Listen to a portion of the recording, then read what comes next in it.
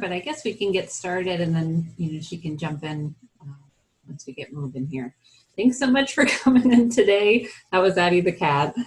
I thought she was calmed down. I started this about 15 minutes early so I could get all the cat enthusiasm out of the way, but she just knows.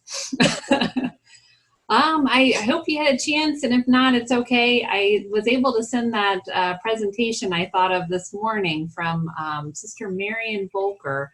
She passed away just about 3 months after that conference. I'll never forget that. It was right when I started with ACWR. It was really sudden, but she had a background in computers and spent, as she said in that introduction, like 30 years working on her member database. So it was very comprehensive, much more than I think we all aspire to, but it was inspiring. I always think about that. Here we go. There's Sister Virginia. Hello. Hi, Sister. Hi. Hello. And then Ava's coming back in, so let me see if that's gonna.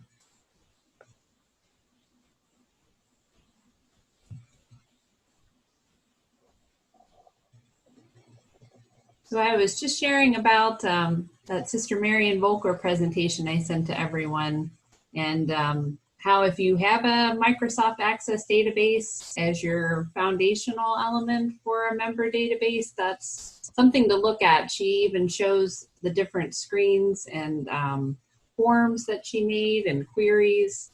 It's daunting to think about, because I mean, she got into parish event trends and all the statistical data about how many years in the community, and I mean it's a bit much, but it's something if you needed specifically, like for Jubilee group, she had a special set for that as well, and she used that quite a bit. So if there's something like that that you're really needing pretty immediately, that would be something to look into.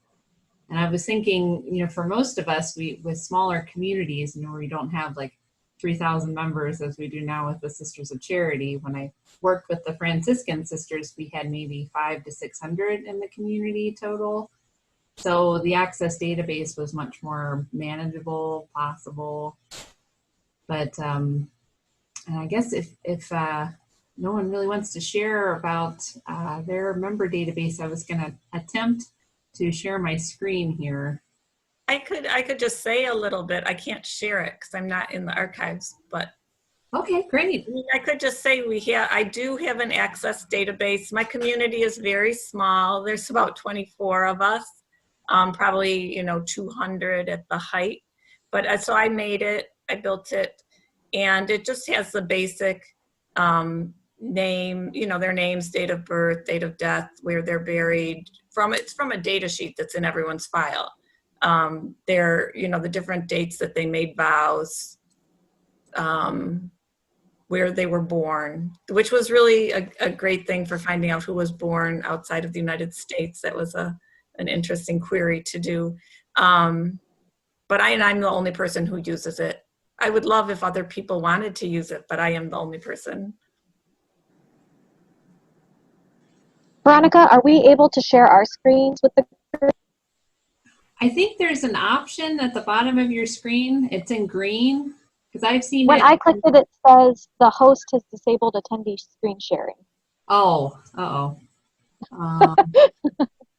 advanced sharing options, all participants. Okay, I just changed the setting. Okay.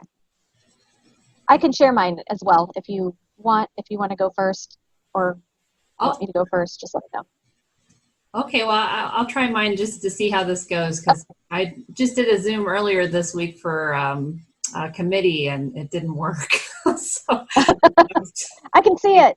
Oh, good, because she kept sharing like her document page, where it just listed the file, but not the PDF that she wanted to share, and she could not figure it out. But this is very complex, and I would say, I don't know if this is for the whole community, so different departments use this, our leadership team, as well as the archives. But in terms of the older sisters, so this is Sister Blandina, who's currently up for canonization, and she entered the community in the 1860s.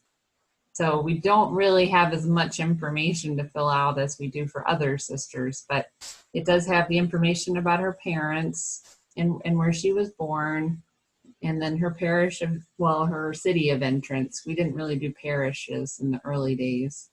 And then all of her date information.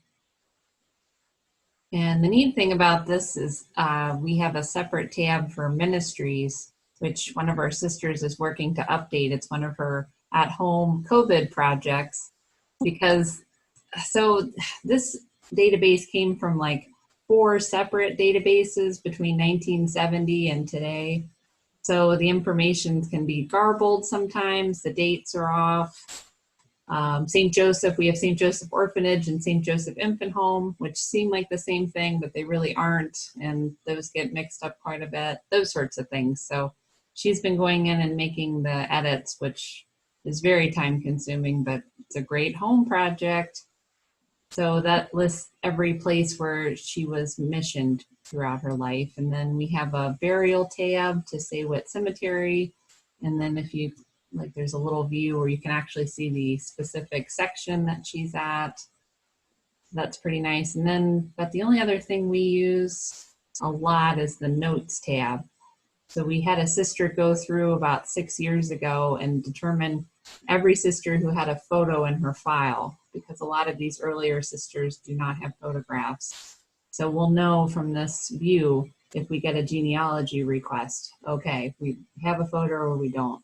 And then some sisters, I wouldn't say this is universal, but this is Blandina. Some sisters have a list of all the references and various histories and other books by the page number. The other thing you'll see in here is if a sister had a sister in the community or some blood relative or any kind of interesting quirk, if she had her name changed or something like that. So that's my screen here. So I'm going to stop sharing and then we'll let Sarah jump in. Okay. Hold on. Let me figure it out. Okay. Veronica, what application do you use for your? The program's called TeamNet. Okay. And it was commissioned by an outside group, like a consulting firm. And the interesting thing is when you download data from it, so we can download work history reports for different missions or burial reports for different cemeteries, it comes up as an Excel spreadsheet. So Okay. it's pretty helpful. Ours is built with FileMaker Pro, and much like Veronica's, it was because we're a consolidated archive. Each founding congregation had their own member database, and some of them were in Access, some of them were in FileMaker, like an ancient version of FileMaker, and they all had to be kind of brought together and updated. So Lisa knows a lot more about the history of all that because that was really her project, and a lot of it happened before I came aboard. But this is an example. This is Sister Mercedes Dickerhoff, and so we have a photograph of her, and all of her kind of basic information, and this is the same for every sister, appears on this first page. And then as you scroll down here, you get the tabs that you're seeing at the top of Veronica's screen. So this has all of her religious information, and then you can click through, you can see the schools that she attended, her ministry. We have certificates and licenses, which is usually like nursing certificates or teaching certificates. Sometimes we have naturalization information in here. We have recognitions and honors, and then the one that we use the most probably is family. And this is really nice because we've had people like make donations, and it's some last name that doesn't match anything in our records for individual sisters, but we're able to search here in the maiden name field, and sometimes we're able to make connections with who is donating, and if they're like a nephew or niece or something, we can figure out who's giving us donations. And it's also really helpful when we're doing genealogy requests. And one more thing I'll show you real quick. Let's see if I can figure it out. Maybe. We are able to generate reports that we can print out. Let me find it. Okay, there it is. So this is the same sister's individual report, and I'm not sure what software it uses to generate this, but it prints out as a PDF. So it gives us the same information, but just in a 2-sheet format that we can email to researchers. or whoever is asking for information. But usually they are very helpful with genealogy requests. And we like it because it has the person's picture right on it. And it's really good at searching. We can search under multiple different things.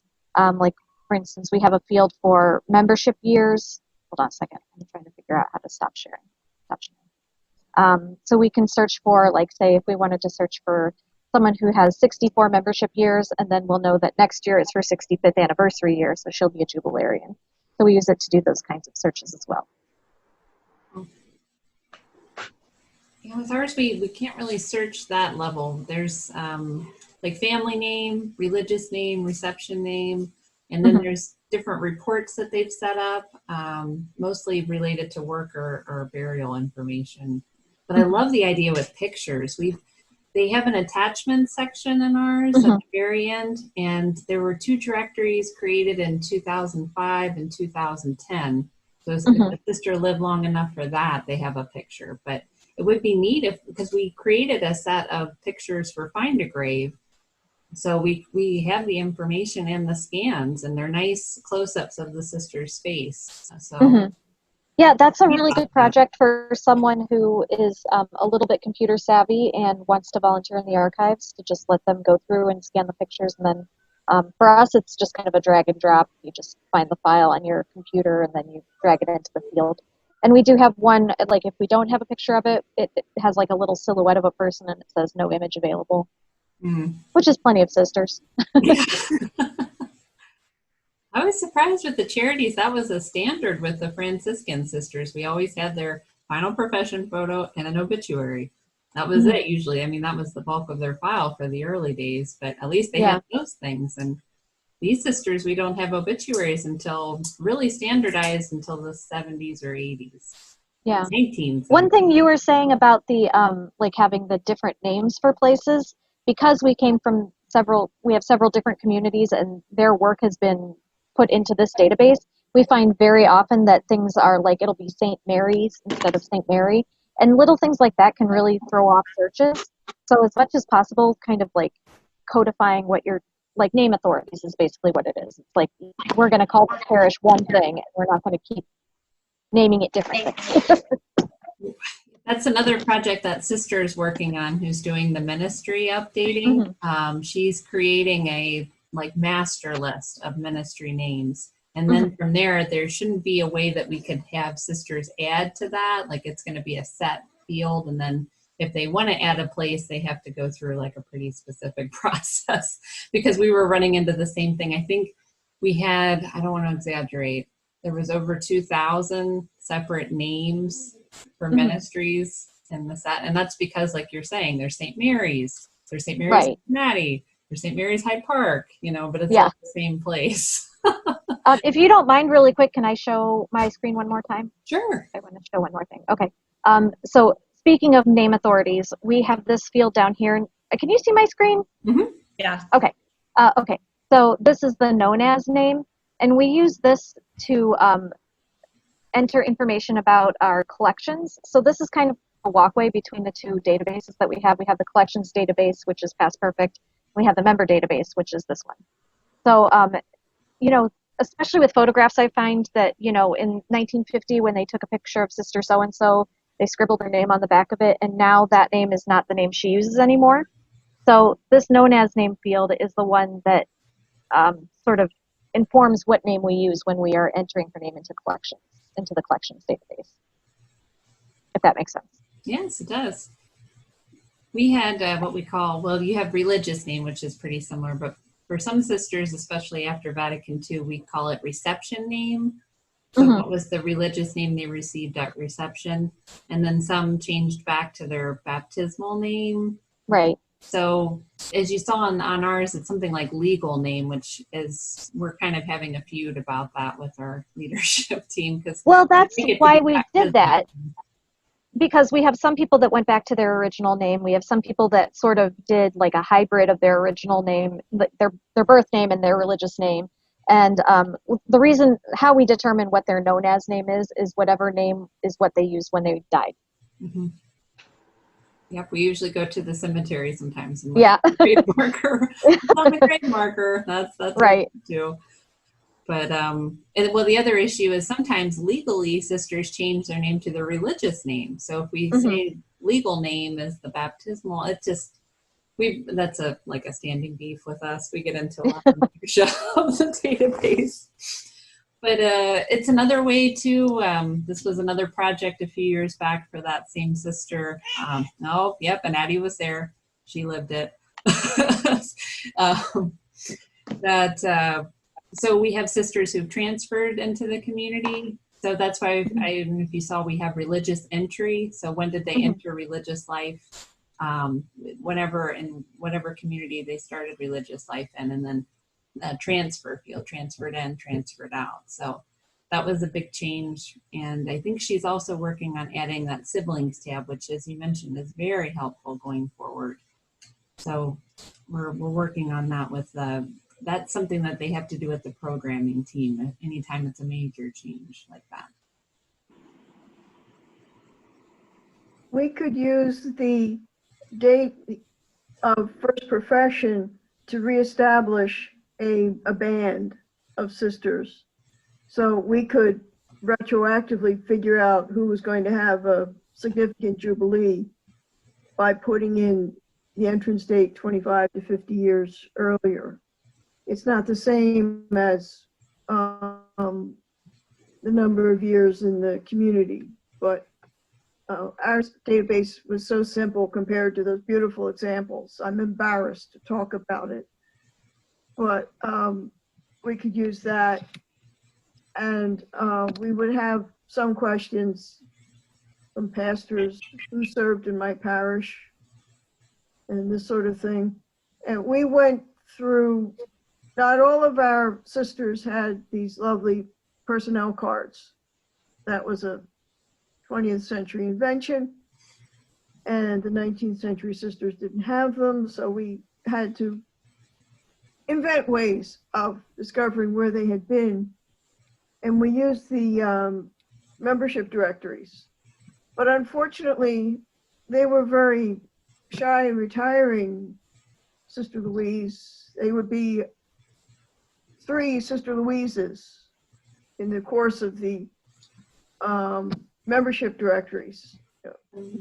Only one at a time. Oh, okay. Okay. But so we had to figure out which one it was, because their family names were not listed in the membership directories, in the personnel directories rather. And we did have some discussion about names, and some sisters didn't want their baptismal names. They didn't use that name. Their name is their religious name. Period. End of discussion. For those who didn't change, but for those who reverted, we needed both names. Well, that's not her name. She goes by, Susie Q. She's not Sister Brunhilde anymore. Don't put Brunhilde down. Well, her students knew her as Brunhilde. Now, where's Sister Brunhilde? Well, Sister Susie Q is da-da-da-da-da-da-da. So we need all those names for alumni and genealogical purposes. And it's a nuisance what to call them, because that's not her name. Well, it was at one time.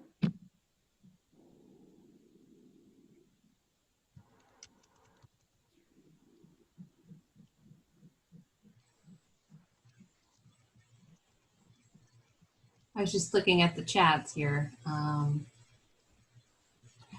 Ava was saying that her microphone isn't working today, and they don't have a database yet, but they're creating records in our archival software. Oh, and should you include the title sister or not? Gosh, that's a good question. I'll actually have to look at ours to see what they do, because I think it's almost in the tab itself. It's not really in the fields. Yeah, see, we have sister number, and that refers to really nothing. Ours is just arbitrary. It has no bearing on anything, as we found out. We were optimistic that it had to do with the admission ledger, but No, it doesn't. But, yeah, we usually don't. I'm trying to think. With our leadership team a few years ago, we created a series of forms of what information to include about sisters as they're coming into the community. So what information should we have in the database for a novice? What should we have for a temporary professed? And then I think they call the affiliate the first phase now instead of postulant. So I came up with that. I don't know if they're doing anything with it, but they have it. But I'm trying to think, because this is also, that database is used to form our member directory each year. So that's why you see a lot more information about addresses and what ministry apostolate is what they call it. So that's a big use for ours. And that's why I was thinking, okay, we need to find a way. And I think with, when we do have a novice or an affiliate, they put that at the end of their name. So in the last name field, I think it said Sapinoso, comma, novice, so that it would come up in the member directory that way. Yeah, 'cause generally in archives, we usually don't have too much about the newer members, of course, but for us, we usually keep files on everybody. So if there's some publication or internal email about a sister, you know, we'll include that in her temporary folder, but we don't have the permanent folders, of course. We kept our separated brethren in a separate file because the formerly professed or non-professed, that information was not available to anyone else. So we had a separate database for them, just name, entry and date and departure, just so that when relatives beckoned, and we had one former who asked for her college records, and we could provide that, but because of the privacy, we kept them separate. I'm no longer there with that community. Yes, we keep our files in a separate room. Although we're moving now, and I don't know if we can do that in the next orientation of the archive. So they might just go in the file room with our other file cabinets. But at the moment, they're in a completely separate space. But in terms of the database, all members of any kind, withdrawn, deceased, or living, are in the database. The only glaring exception is that none of the ministry information is entered for those who left. So that's another Sheila project at home.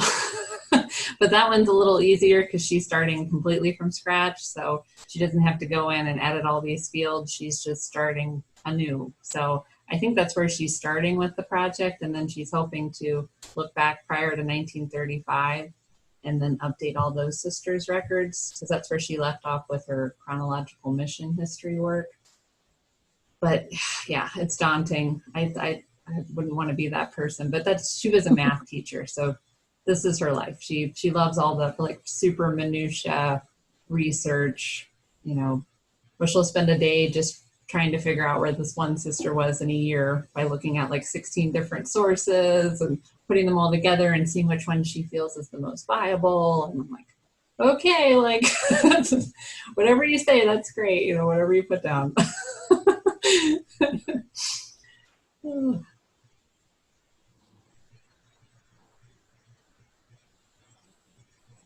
I should say it's always kind of a question, and for us, as I just mentioned, we don't include associates at all in our member database. We don't have files on individual associates also. We did with the Franciscan sisters, but the sister that worked in archives founded the associate program. So, you know, that was a personal thing for her. But we've had some presentations with our conferences from canon lawyers who are really serious about keeping the associates and separate from your overall community collection. And sometimes one sister we had in 2012 said to not keep anything in the archives related to associates at all, which did not go over well with Sister Mary Jacinda. So when not having that strong personal connection here with the Sisters of Charity, we do have a collection on the associate program, but it's more historically what the program has been, because it started as a co-member. And then we've had eras where there was volunteer and mission, volunteer and ministry or something, where they actually had a program where they'd go out and be with the sisters on mission, mission of service. I think that's what they called it. But anywho, so we have things on the different kind of epochs of the associate program, but not really actual records on the associates themselves. So I hope that answers this question. All of our records and our associates are in the associate office. None of them are in the archives. The associate office has quite a, they have their own file and everything is in there. Yeah, we call our associates are called oblates, and so the oblate director has files on them. They're not in the database, and where they are in the archives, I've been removing them. But I do work with a local university. Their history class has been doing oral histories of some of our oblates to get the program from their point of view. And so then when we do that, we do a lot of work with consent forms, and I do keep them, though they're filed like with the community records, not the personal papers. So the idea being it's part of the historical record of the community. The associates of the Sisters of the Blessed Sacrament are a separate record group under ministry, not under the membership. Mm-hmm.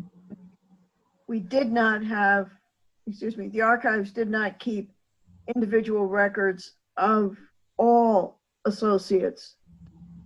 Some who were of significant presence, we might have the archives might have their obituary or some newspaper clipping or something, but by and large, there is no record of the individual associates, the lay partners in mission, in the archives proper. What is in the associate office, I don't know. That was a separate entity in a separate building. But I do have the obituaries in my necrology book. We have a necrology book that is it's in a loose leaf binder, several of them, that we have out on display, by the month. And I do have their obituaries in there. That's the only thing that I do with the associates at all in my office is I do keep their obituaries.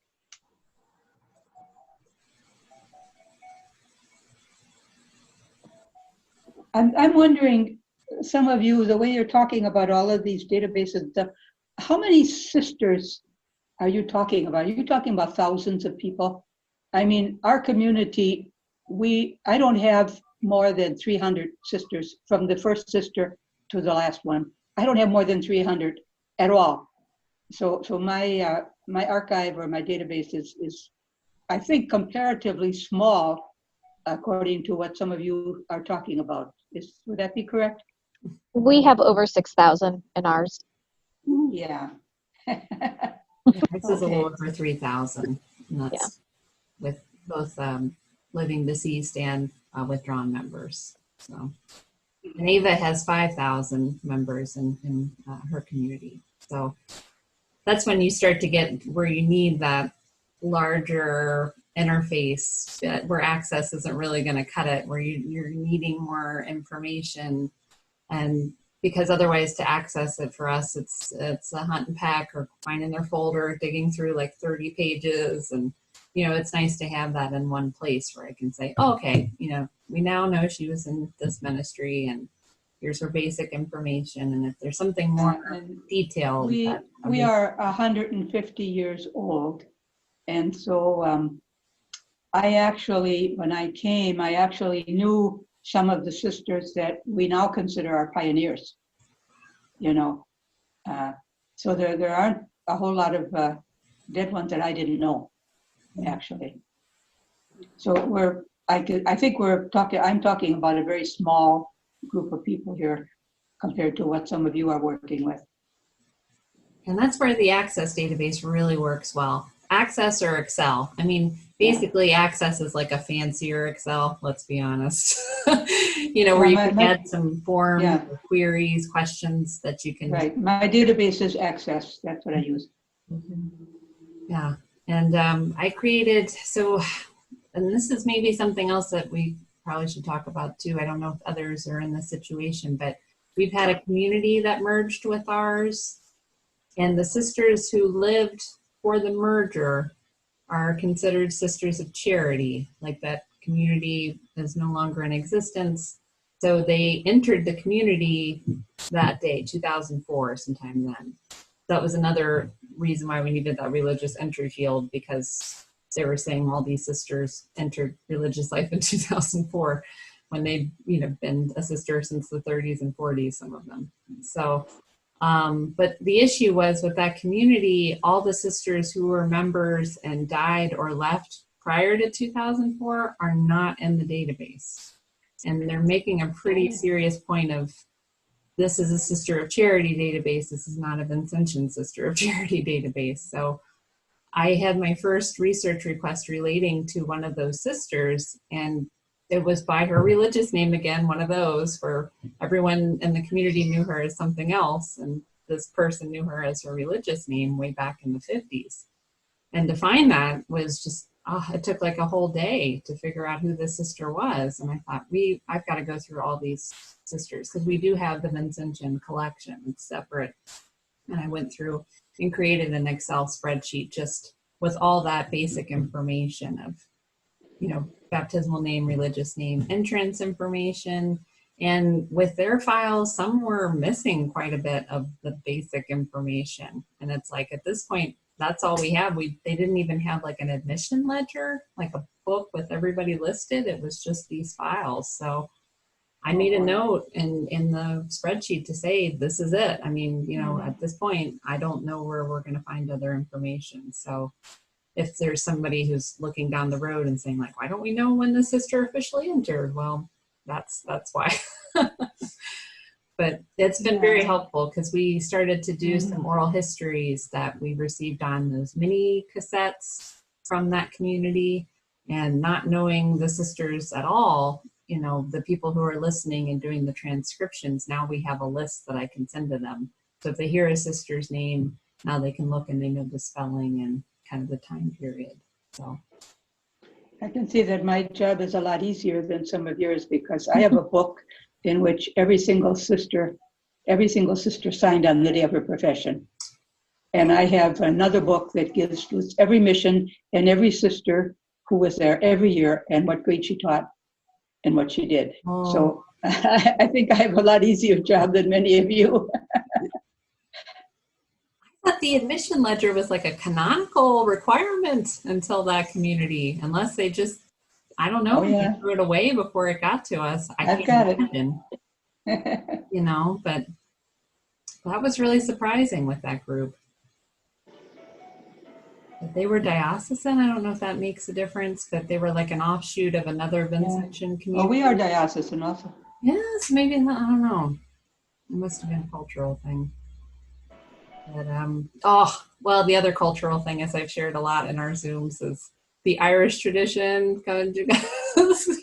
where record keeping wasn't as fastidious as the German Franciscan community. Like I said, we had an obituary where it said this sister was here, here, and here, and she was known for this, and she died at this point. And nope, no, we don't have that for the Sisters of Charity. And even mission history, it's like they had a nice ledger at the beginning where they noted where everybody was each year, and then that sort of tapered off about 1907, and then they didn't pick it up until the 1920s. Oh, wow. We have like a 13-year gap where it's like 1910 census, 1920 census, and what the sister put on her index card in the 1930s. We're hoping it was accurate. So, yeah. So that's what's tough with the member database discussion, because we are so many different levels with the amount of sisters and communities, and also the merging concept. So I don't know, Sarah, if you wanted to share, do you have a separate way to identify if a sister was from a specific community? Yeah, it's one of the fields in our on that first page, which community she's from, and then we also have one that lists her status, which is active, deceased, or active or inactive, and then you can be active as like a novice postulant type, or you can be inactive, left, or inactive deceased. So we use those quite a bit with our searches because someone will write to us and say, I had sister so and so at this parish in, you know, somewhere in Wichita, and like I've never personally been to Wichita, but I can find that sister because we have her records in our database. And even when we were in the midst of kind of like moving and in transition, and we had access to nothing, we still had access to our member database, so we were able to help a lot of people just by using our database. So I think it's a really important tool to have, especially the larger the community is. And kind of getting back to the beginning of this conversation, Sister Agnes, that PowerPoint that I sent from Sister Marian Volker, I would look at that and see if there's something that you would need specifically, because she goes through, I mean, she was doing ridiculous amounts of data for that. But, you know, say the Jubilee group section, you know, that might be worth trying to create a separate query for and adding the information into. Yeah, that's good. I'll do that. And she was also really serious about parishes of entrance, because she did a lot with different anniversaries within the parishes to know who were vocations from there, and to make sure that the sisters were honored at those various anniversaries. I remember her saying that was pretty important too. For us, we don't do that as much unless the sister is really connected with that parish, you know, and then I think it's even some sisters have it in their folder, like, I want to be continually acknowledged that in Sydney, Ohio. Make sure you reach out. I want my obituary to go there too. We just had a sister who dropped a whole bunch of stuff off. She's been doing some COVID cleaning, and that was one. I've never seen such specific requests for, like, here's my obituary for the sisters. Here's my obituary for Sydney, Ohio. Here's the outfit. Here's a picture I want for each one. I'm like, oh boy. Oh.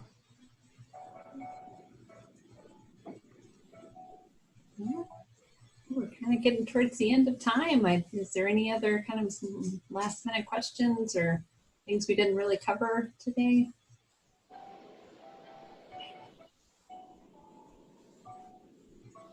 I haven't spoken up in a while, and I don't have the beautiful pages like you do, but I did create a curriculum vitae for each of the living sisters now. We have 2 sisters who transferred to us from a community in Mexico, and we have 1 sister from Vietnam who also transferred to us.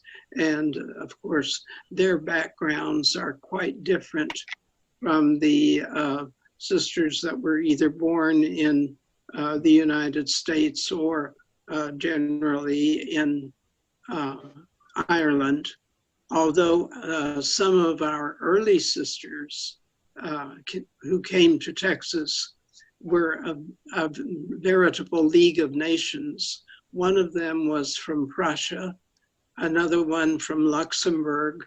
The majority of those early sisters were from Belgium because we were founded in Belgium, and came by way of New York.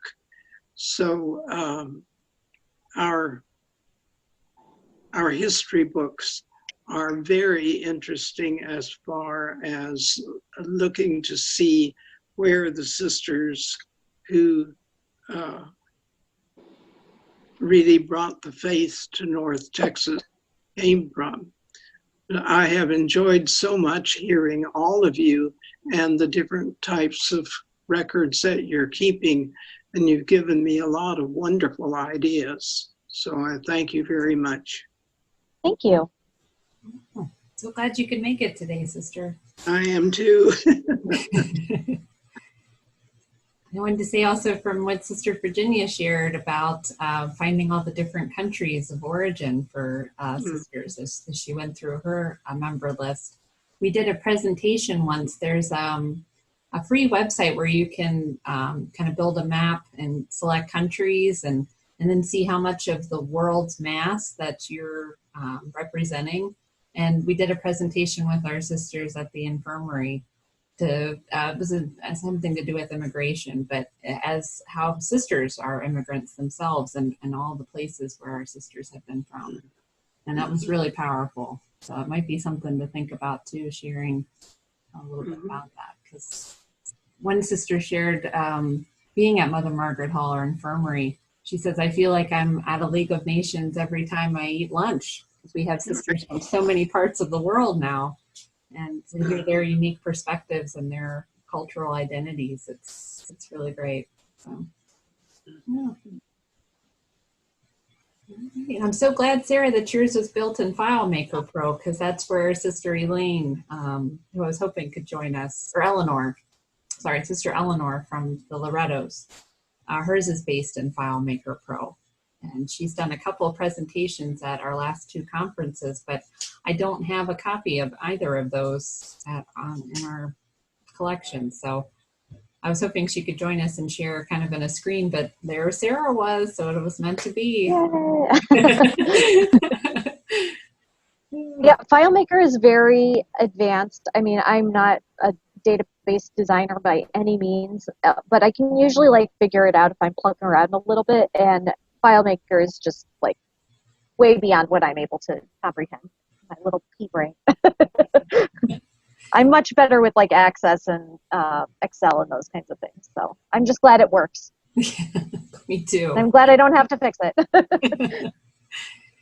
And it's nice to think about some of those other queries we can do, because our team can set those up for us. And I was thinking that the date field that you were sharing about to know about jubilees and things, that's something to think about adding for us. That was something that we asked our developer to put in for us, and it took him like, I don't know, probably an afternoon or something, but like we use it all the time. And you know, every January we get asked who are the next jubilarians, and it's so easy to look up that I'm glad we have it.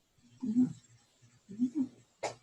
That was helpful, and that in the picture idea, because ours is in the form of an attachment, and that's something I think we all have access to, that we can start uploading those photos, and they're already. I will say, the one more thing about the membership years is that the reason we did that was because all of our different communities celebrate jubilees from different points of their religious life.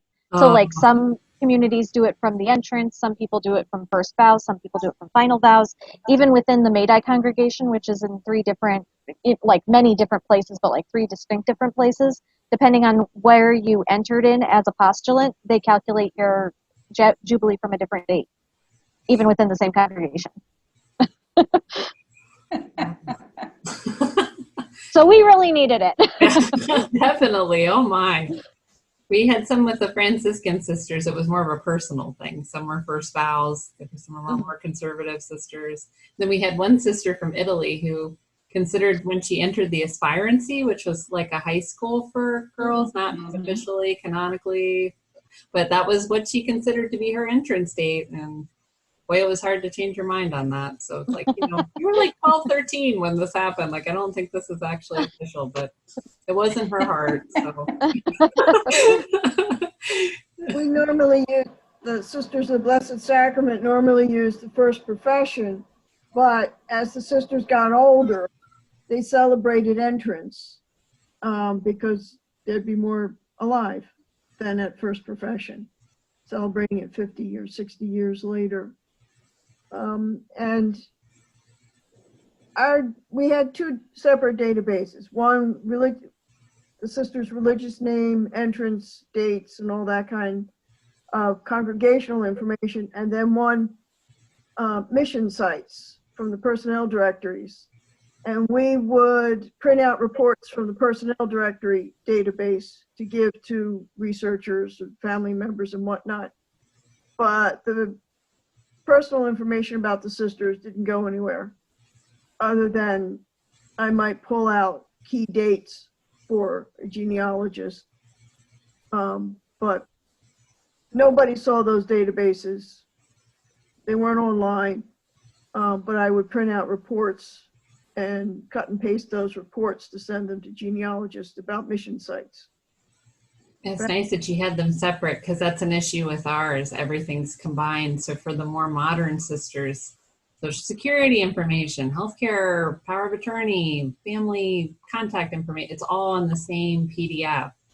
So we usually, I'll just kind of recite over the phone or do a, quick summary in an email, like, oh, the sister was in various schools in Ohio and Michigan, including, this was her longest one, and this is one she mentioned, and, but yeah, I would like that. It would be nice to have it in a separate format. Unless you can restrict files somehow, close access to individual parts of the record. Mm-hmm. That's an IT thing. That's an IT thing. Let's see about that. But I hear tell it's possible. That would be very helpful, because otherwise I've been doing summary. It takes a lot of time. Mm-hmm. Hello. Thank you. Well, this is a good time to wrap up, I think.